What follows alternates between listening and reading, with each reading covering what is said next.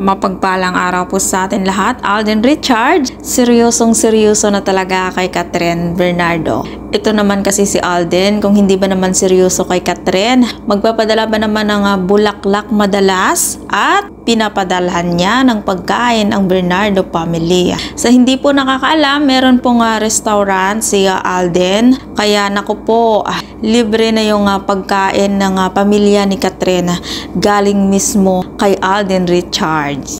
Nako, wala na yatang makapagpigil pa kay Alden Richards. Ginagawa ang lahat, makapasok lamang sa puso ni Kathryn Bernardo. Pati ba naman ang pamilya ni Kathryn, sinusuyo din ni Alden Richards. Mukhang mas lalo yatang magugustuhan ng pamilya ni Kathryn si Alden dahil sa mga ginagawang effort kay Kathryn. At hindi lang kay Kathryn, pati na rin sa kanila, ginagawa rin ni Alden yon. Samantala, mas dumami na ngayon ng sumasali sa Katden fans. Kaya goodbye, Katniel na ba talaga? O aasa pa rin sila na balang araw magkakabalikan sina Daniel Padilla at Kathryn Bernardo. Nako, sa mga Katniel fans dyan, gising-gising na po tayo at sabay-sabay na po tayong mag-move on dahil mukhang hindi na yata magkakabalikan sina Kathryn at Daniel. Ito po ay masakit na marinig. Nako po, kaya move on na lang. At kung ikaw hindi pa nakasubscribe ng aking channel, mag-subscribe ka na sa aking channel.